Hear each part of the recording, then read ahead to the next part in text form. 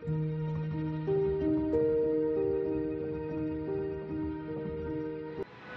Everyone, good morning and welcome back to my YouTube channel Sonali's family blogs. कसे आहात तुम्ही सगळे? आय होप तुम्ही सगळे मजेत आहात. आय नो खूप दिवसानंतर ब्लॉग मी स्टार्ट केला आहे. ॲक्च्युली मधल्या काही पिरियडमध्ये खूप काही गोष्टी घडल्या ज्या अनफॉर्च्युनेटली मी तुमच्या सगळ्यांसोबत नाही शेअर करू शकले. आजसुद्धा माझं मन खूप भरलेलं आहे ॲक्च्युली, बट आज मला ज्या गोष्टी तुमच्या सगळ्यांसोबत शेअर करायच्या आहेत त्यासुद्धा खूप इम्पॉर्टंट आहेत. जी लोकं आत्ता आम्ही किंवा माझी फॅमिली ज्या फेजमध्ये आहोत त्या फेजमधून जात आहेत त्यांच्या सगळ्यांसाठी आय थिंक हे खूप हेल्पफुल राहील, म्हणून मी हा व्हिडिओ आज शेअर करण्याचा एक डिसिजन घेतला आणि मी माझ्या मनाला खूप स्ट्रॉंग करून आजचा व्हिडिओ शूट करते. सो तुम्ही माझे काही मागचे ब्लॉग्स पाहिले असतील ज्याच्यामध्ये आम्ही आमच्या कुलदेवताच्या दर्शनासाठी गेलो होतो आणि ड्युरिंग दॅट पिरियड म्हणजे जानेवारीमध्ये. सो तिकडून आल्यानंतर ॲट दी एंड ऑफ जानेवारी मी माझे पिरियड्स मिस केले आणि मी जेव्हा प्रेग्नन्सी टेस्ट केली तेव्हा ती पॉझिटिव्ह आली. ऑफकोर्स ही प्लॅन्ड प्रेग्नन्सी नव्हती आणि पण आम्ही सगळे खरंच खूप खुश होतो. मी, माझे मिस्टर, माझी फॅमिली. जेव्हा कळलं की मी प्रेग्नंट आहे आणि एवढ्या वर्षांनंतर, so it was a very happy moment for all of us. आणि आम्हा सगळ्यांना हे बाळ पाहिजे होतं. After that entire 9 months during my pregnancy सगळं खूप व्यवस्थित होतं. There was no red flag anywhere in my pregnancy, कारण मी ॲक्टिव्ह होते. पूर्ण एंटायर प्रेग्नन्सी पिरियड मी ऑफिसला जात होते. I was travelling. मला कुठेच कसलाच त्रास झाला नाही. मला उलटी, चक्कर, मळमळ, ॲसिडिटी ह्या ज्या बेसिक ज्या गोष्टी आहेत जनरली ज्या प्रेग्नन्सीमध्ये होतात त्यापैकी मला कसलाही त्रास झाला नाही. And I was very fortunate की माझ्या बाळाने मला खरंच काही त्रास दिला नाही. इनफॅक्ट नयनच्या वेळेससुद्धा मला ह्या कोणत्याच गोष्टी झाल्या नाही. त्यामुळे एकदम सेफ आणि हेल्दी प्रेग्नन्सी होती माझी एंटायर. मला 5 ऑगस्टला 9वा महिना सुरू झाला. त्याच्या आदल्या दिवशी मी 4 ऑगस्टला डॉक्टरांकडे जाऊन आले फॉर माय रेग्युलर चेकअप.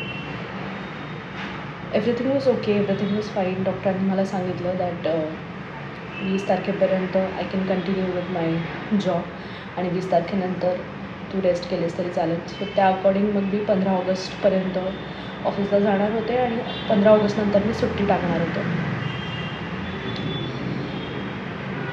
डॉक्टरांनी मला सोनोग्राफीसाठी 10 तारखेला बोलवलं होतं, 10 ऑगस्टला, कारण मला 5 ऑगस्टला 9 मंथ सुरू होणार होता आणि 9 मंथची प्रेग्नन्सी डॉक्टरांनी मला सांगितलं होतं 10th ऑगस्टला करायची आहे. सो 10 ऑगस्टला संडे असल्यामुळे मी सोनोग्राफीसाठी नाही जाऊ शकले. त्यामुळे 11 ऑगस्टला मी नेहमीप्रमाणे माझ्या ऑफिसला गेले. ऑफिसवरून मी साधारण 7:45पर्यंत घरी पोचले होते आणि आय वॉज व्हेरी फाईन. मला काही सिम्पटम्स नव्हते. I was not in pen किंवा मला थोडाही त्रास काहीच जाणवला नाही. मी घरी आल्यानंतर चहा केला, मी चहा पिला. चहामध्ये मी एक टोस्ट खाल्लं आणि आय वॉज व्हेरी फाईन. आणि लकीली त्या दिवशी माझी मावशी, माझी सख्खी मावशी, माझ्या आईची बहीण आली होती आणि ती मला म्हणाली की चल आपण सोनोग्राफी करून येऊया, मी आहे तर मी तुझ्यासोबत येते. आणि त्याने सर ओके. आणि आम्ही दोघीजणी हॉस्पिटलला निघालो जायला. हॉस्पिटलला गेल्यानंतरसुद्धा आय वॉज व्हेरी फाईन. डॉक्टरांनी मला इनिशियली माझं चेकअप वगैरे केलं. He check my BP and everything was very normal. त्याच्यानंतर मग त्यांनी मला त्यांच्या सोनोग्राफी रूममध्ये शिफ्ट केलं आणि सोनोग्राफी रूममध्ये शिफ्ट केल्यानंतर ड्युरिंग द सोनोग्राफी त्यांच्या चेहऱ्यावरचे एक्सप्रेशन्स थोडेसे चेंज झाले. So he asked me a question की तुला बाळाचे मुवमेंट्स जाणवत आहेत का? सो बेसिकली असं असतं की प्रत्येक प्रेग्नन्सीमध्ये म्हणजे आपल्याला बाळाची जी मुवमेंट जाणवते ही वेगवेगळ्या मंथ्समध्ये जाणवायला सुरुवात होते. काहींना 4थ्या महिन्यातच जाणवते, काहींना 5व्या, काहींना 6व्या महिन्यामध्ये.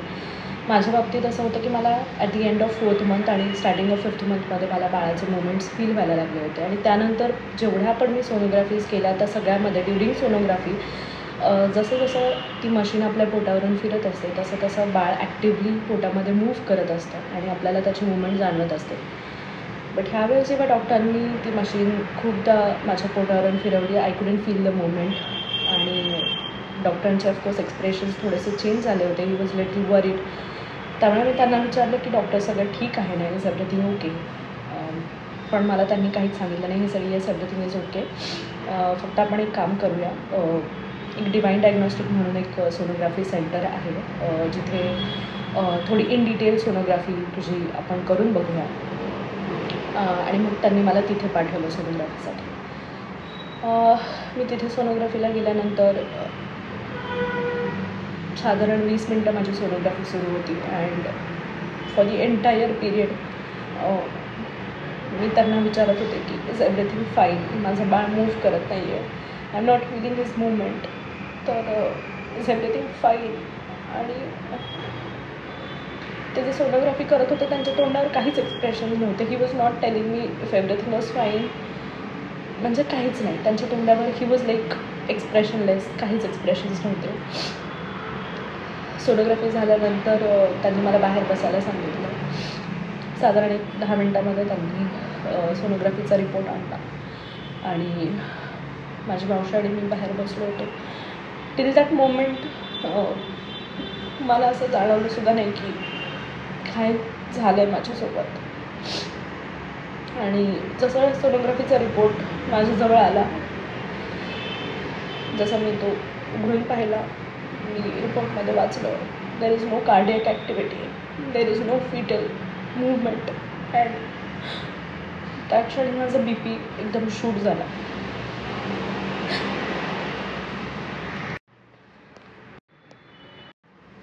I am very sorry.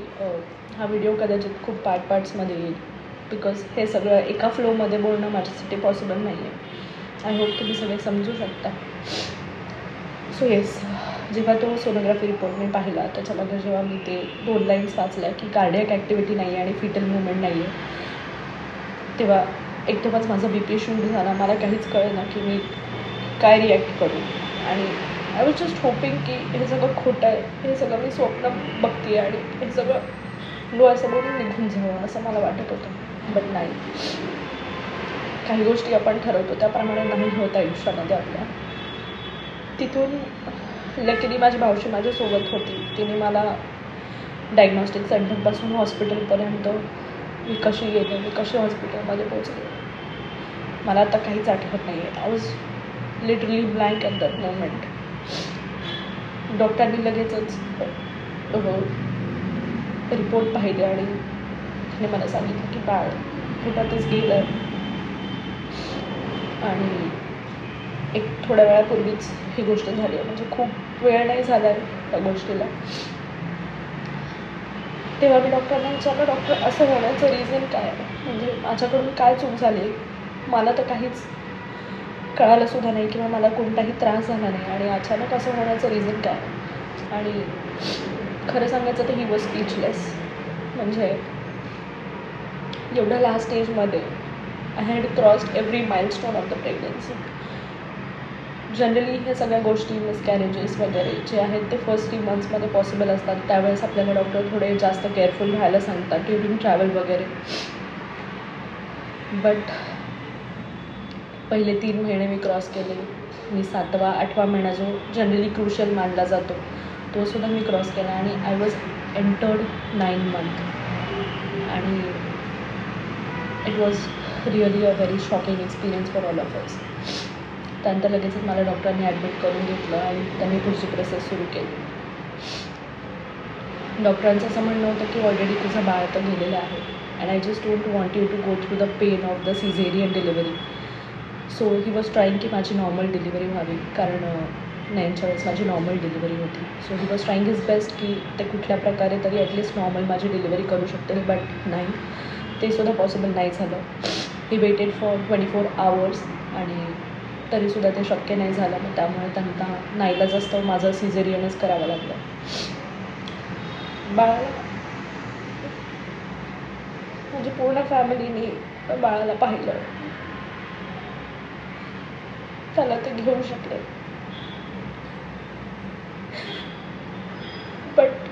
माझं नशीब एवढं खराब होतं की ज्या बाळाला मी 9 महिने माझ्या पोटात वाढवलं त्याला मी शेवटचं बघू सुद्धा शकले नाही. त्यावेळेस जस्ट मला माझी सर्जरी होऊन मला रूममध्ये शिफ्ट केलं होतं आणि डॉक्टर वॉज की माझं BP शूट झालेलं आहे ऑलरेडी. अशा सिच्युएशनमध्ये बाळाला मला दाखवणं अजून रिस्की झालं असतं. सो मला माझ्या बाळाला शेवटचं पाहताही आलं नाही. मला त्याला माझ्या हातातही घेता आलं नाही. या 9 महिन्याच्या कालावधीमध्ये मी एक आई म्हणून सगळ्या गोष्टी अनुभवल्या. त्याची प्रत्येक हालचाल, त्याच्याशी माझं होणारं संभाषण, पुढची सगळी पाहिलेली आमची स्वप्न, कपड्यांच्या खरेदीपासून केलेल्या सगळ्या वस्तू, शॉपिंग, त्याच्या पप्पांनी त्याच्यासाठी घेतलेले कपडे, खेळणी. आम्ही खूप मोठं स्वप्न पुढे तयार केलं होतं, पण आमचं स्वप्न काही क्षणातच धुळीला मिळालं. सगळ्या स्वप्नांचा आमच्या चुराडा आमच्या डोळ्यासमोर झाला. पण ठीक आहे, काही गोष्टी आपल्या हातात नसतात आणि नशिबाच्या पलीकडे जाऊन आपण कोणतीही गोष्ट देवाकडून नाही मागू शकत. मी एवढंच प्रार्थना करते की माझं बाळ जिथे कुठे असेल ते व्यवस्थित असेल आणि देव नक्कीच त्याची काळजी घेत असेल. अँड आय एम लकी की ह्या 9 महिन्याच्या प्रवासासाठी त्याने माझी निवड केली. त्याने मला चूज केलं. हा 9 महिन्याचा प्रवास त्याला माझ्यासोबत करायचा होता. एंटायर 9 महिने मी त्याला घेऊन ट्रॅव्हल केलं. मी त्याला घेऊन खूप लांब लांब प्रवाससुद्धा केला. पण माझ्या बाळाने मला कसलाही त्रास दिला नाही. मला कुठेही असं फील व्हायचं नाही की मी प्रेग्नंट आहे. I was doing everything very normally like a normal person. आणि सगळं मी खात होते. मला कोणत्याही गोष्टीच्या ॲलर्जीज नव्हत्या. मला हे खायचं नाही आहे, ते खायचं नाही असं नव्हतं. किंवा मला कोणत्या गोष्टीचं क्रेविंगसुद्धा झालं नाही की मला हेच खायचं आहे असंसुद्धा नाही झालं. सो खरंच खूप समजूतदार बाळ होतं माझं आणि नक्कीच ते आमच्या आयुष्यात परत येईल हीच आशा आहे मला.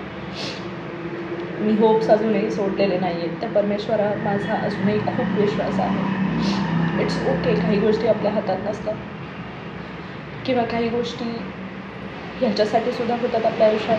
कदाचित पूर्वीजन्मीचं आपलं काही असेल किंवा ह्या जन्मातल्या आपल्या काही चुका असतील. कदाचित आमच्याकडून काहीतरी राहून गेलं असेल. एनिवेज खूप कारणं असतील या सगळ्या गोष्टींच्या मागे. पण देवाचे खरंच खूप आभार की त्याने ह्या सगळ्या सिच्युएशनमधून बाहेर पडण्याचं बळ आम्हाला दिलं. बाहेर पडणं एवढं इझी नाही आहे, आय नो. कारण एका आईवडिलांचा जो प्रवास आपल्याला जसं कळतं की आपलं बाळ आपल्याकडे येणार आहे त्या दिवसापासून ते आपण बाळाच्या येण्याच्या तयारीपर्यंत ज्या सगळ्या गोष्टी करतो, ह्या सगळ्यातून बाहेर येणं ऑफकोर्स सोपं नाही आहे. कोणासाठीच नाही आहे. कुठल्याच आईवडिलांसाठी नाही, कुठल्याच फॅमिलीसाठी नाही. ह्याच्याने पूर्ण फॅमिली डिस्टर्ब होणं खूपच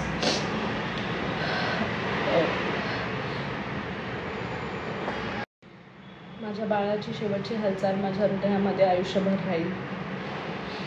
आणि ही गोष्ट आम्ही कोणीच आयुष्यभर नाही विसरू शकणार. ऑफकोर्स कुठलेच पॅरेंट्स, कुठलीच फॅमिली ही गोष्ट नाही विसरू शकत. खूप टफ टाईम असतो हा आपल्या सगळ्यांसाठी.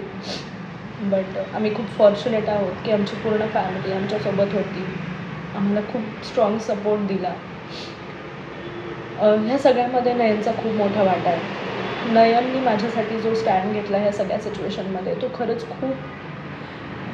खूप स्ट्रॉंग राहिला या सगळ्या सिच्युएशनमध्ये माझ्यासोबत. म्हणजे त्याच्यासाठी सुद्धा हे खूप मोठं दुःख होतं. तो सुद्धा बाळाची खूप आतुरतेने वाट पाहत होता. त्याला कोणीतरी बहीण भावंड होणार आहे ह्या कल्पनेने सुद्धा तो खूप खुश व्हायचा.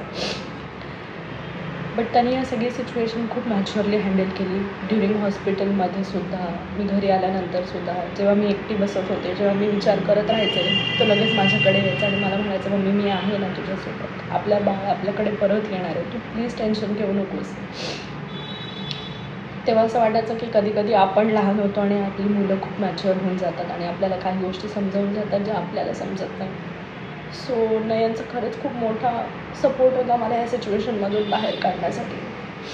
आणि ऑफकोर्स मला ह्या सिच्युएशनमधून बाहेर येणं गरजेचंच होतं नयनसाठी, आईसाठी, माझ्या फॅमिलीसाठी, सगळ्यांसाठीच. दुःख तर खूप मोठं आहे, पण त्या सिच्युएशनवरती रडत राहणं किंवा त्याच्यातच राहणं हा काही मार्ग नाही आहे, मला असं वाटतं. त्याच्यामुळे जे झालं ते होऊन गेलं आहे आयुष्यामध्ये, ते परत रिकवर तर नाही करता येणार आम्हाला. पण येस, मी अजूनही आशा सोडलेली नाही. माझं बाळ जे गेलं आहे ते माझ्याकडे नक्की परत येईल, ही देवावरती माझा पूर्णपणे विश्वास आहे. आणि देवाने ते मला द्यावं ही त्याच्याकडे प्रार्थना आहे. तोपर्यंत त्याने माझ्या बाळाची व्यवस्थित काळजी घ्यावी हीच प्रार्थना मी देवाकडे करते आहे आणि करत राहीन. सो हे सगळं शेअर करण्यामागचं रिझन फक्त एवढंच आहे की ज्या ज्या लोकांच्या बाबतीत, ज्या ज्या फॅमिलीजच्या बाबतीत ह्या गोष्टी होतात, प्लीज खूप स्ट्रॉंगली ह्या गोष्टी तुम्ही हँडल करा. आय नो हे सोपं नाही आहे. ही निसर्गाच्या एकदम रिव्हर्स प्रोसेस आहे असं मी म्हणते. कारण आपण मोठे झाल्यानंतर वृद्धपकाळाने आपण आईवडिलांना जाताना पाहू शकतो. ही नॅचरल प्रोसेस आहे. हे आपण पाहतो की आपण मोठे होतो, मग आपले आई बाबा आपल्या डोळ्यांसमोर जातात आणि हे सगळं दुःख पचवून आपण आपल्या पुढच्या मार्गाला लागतो. हे सगळं खूप नॅचरल प्रोसेस आहे. पण जेव्हा एका आईवडिलांना आपल्या बाळाला आपल्यासमोर जाताना बघणं ही एकदम उलटी रिव्हर्स प्रोसेस आहे असं मला वाटतं. आणि ते दुःख खरंच खूप मोठं आहे. त्या दुःखाची तुलना आपण कशातच करू शकत नाही. कदाचित देवाच्या मनात असं असतं की पुढे काहीतरी खूप मोठं होण्यापेक्षा वेळेच आपल्याला देव या संकटातून बाहेर काढतो आणि वेळच आपल्याला कदाचित त्यावेळी आपल्याला ह्या गोष्टी रिअलाईज नाही होत की हे असं का झालं, किंवा आपण विचारत राहतो हे माझ्या बाबतीतच का, हे असं का झालं, मीच का वाईट आहे. बट नाही, काही गोष्टी प्री प्लॅन्ड असतात. पण ह्या अनुभवातून मला एक शिकायला मिळालं की life is very unfortunate, very unpredictable. आपण पुढचा जो विचार करून आयुष्य आपलं जगत असतो, पुढची जी स्वप्न आपण रंगवत असतो, वी नेवर नो की पुढे काय होणार आहे. आयुष्यातला कोणता दिवस आपला शेवटचा असेल, कोणता दिवस आपल्या लव्ड वन्ससोबतचा शेवटचा असेल, वी रिअली डोंट नो. आणि म्हणूनच ही सगळी जी स्वप्न वगैरे बघतो ना आपण, हां ऑफकोर्स स्वप्न तर बघितली पाहिजेत, त्याशिवाय तर माणसाच्या आयुष्यात जगण्यातच अर्थ नाही आहे. बट त्याच्यावर सुद्धा काही लिमिटेशन्स पाहिजेत. स्वप्नांमध्ये वाहून जाणं आणि मग जेव्हा ते स्वप्न आपलं पूर्ण होत नाही तेव्हा जो त्रास होतो तो खरंच त्याच्यातून बाहेर निघणं खूप डिफिकल्ट आहे. त्यामुळे येस, आशा ठेवणं हे नेहमी चांगलं आहे. होप्स नेहमी माणसाला जिवंत ठेवतात. पण त्या स्वप्नांमध्ये, त्या होप्समध्ये वाहवत जाऊन हे मला पाहिजेच आहे, ही गोष्ट माझ्या बाबतीत व्हायलाच हवी, हा जो हट्ट आहे तो सोडून मला वाटतं आपण जगलो तर खरंच आपलं आयुष्य अजून सुंदर होईल. जे पण फॅमिली, जे पण पॅरेंट्स आमच्यासारख्या फेजमधून गेले असतील किंवा ज्यांच्या बाबतीत अशा गोष्टी घडल्या आहेत, I am really very feeling sorry for them. आज या गोष्टीला 2 महिने कंप्लीट झालेत आणि 2 महिन्याचा कालावधी आम्ही लोकांनी कसा घालवला ते आम्हालाच माहिती. ऑफकोर्स आम्ही हसतो, आम्ही आमच्या फॅमिलीमध्ये टाईम स्पेंड करतो, आम्ही सगळ्या गोष्टी करतो आहे. कारण आमच्या घरामध्ये सुद्धा लहान मुलं आहेत. आम्ही जर रडत बसलो, आम्ही जर टेन्शन घेत बसलो तर अजून त्यांच्यावर सुद्धा या गोष्टीचा परिणाम होणार आहे आणि तसं मला नको आहे. सो हळूहळू आता या सगळ्या गोष्टीतून मी बाहेर येण्याचा प्रयत्न करते. मी परत ऑफिस जॉईन केलं आहे आणि कामामध्ये सध्या वेळ जातो, त्यामुळे ह्या गोष्टीचा थोडा विसर पडतो. पण सोपं नाही आहे, कोणासाठीच हे सोपं नाही आहे. आपण बोलतो तितक्या गोष्टी सोप्या नसतात. आपण समोरच्याला इझिली सांगून जातो की स्ट्रॉंग राहा, विचार करू नकोस, काळजी करू नकोस. बट ज्याच्यावर हा प्रसंग येतो, जो ह्या फेजमधून जातो, तोच समजू शकतो की ही सिच्युएशन कशी आहे, ही एंटायर परिस्थिती जी आहे ती आपण कशी हँडल करतो किंवा कसं हँडल करायचं आहे. आपली फॅमिली आपल्यासोबत असते, आपल्या घरामध्ये लहान मुलं असतात, त्यांच्यावरती या गोष्टीचा काय परिणाम होणार आहे. आणि या सगळ्याचा विचार करून आपल्याला खूप स्ट्रॉंगली उभं राहावंच लागतं या सिच्युएशनमध्ये. सो माझी खरंच तुम्हाला सगळ्यांना मनापासून विनंती आहे, तुमच्या कोणाच्याही बाबतीत जर अशी सिच्युएशन झाली असेल तर प्लीज खूप स्ट्रॉंगली या सिच्युएशनमधून बाहेर पडा. छोट्या छोट्या गोष्टींमध्ये तुमचं मन रमवण्याचा प्रयत्न करा. जर तुम्ही कामामध्ये थोडेसे व्यस्त राहिलात तर कदाचित ते तुम्हाला थोडंसं हेल्पफुल होईल. नवी तुमच्या काही हॉबीज असतील तर त्या तुम्ही करू शकता. काही तुम्हाला कोणते क्लासेस जॉईन करायचे असेल तर करू शकता. थोडंसं तुमचं माइंड दुसऱ्या गोष्टींमध्ये डायव्हर्ट करण्याचा प्रयत्न करा आणि ते खरंच हेल्पफुल राहील तुमच्या सगळ्यांसाठी. बस. आणि हेच सगळ्यांना सांगायचं होतं की आपली फॅमिली आपल्यासाठी at the end of the day कितीही काही झालं, कितीही मोठे प्रसंग आले आयुष्यामध्ये, कितीही वाईट परिस्थिती आली तरी आपली फॅमिली आपल्यासोबत असेल आणि ह्यापेक्षा जास्त इम्पॉर्टंट काहीच नाही आहे आपल्या सगळ्यांसाठी. त्यामुळे मी नेहमी सांगत असते की तुमच्या लव्ड वनसोबत टाईम स्पेंड करा, तुमच्या फॅमिलीसोबत राहा, सगळ्यांना हसून खेळून भेटा. माहीत नाही कोणती भेट शेवटची असेल, माहीत नाही कोणता क्षण आपल्या आयुष्यात कसा येईल. सो सगळ्यांशी आनंदाने आणि प्रेमाने राहा, वागा आणि आयुष्य खरंच खूप सुंदर आहे आणि ते अजून सुंदर बनवण्याचा प्रयत्न करा. ठीक आहे, लाईफमध्ये अशा वाईट गोष्टी होऊन जातात, काही इन्सिडेंट असे आपल्या आयुष्यामध्ये होऊन जातात, बट ते आपल्या हातात नसतं आणि आपल्या हातात असतं तर आपण असे इन्सिडेंट आपल्या बाबतीत होऊच दिले नसते.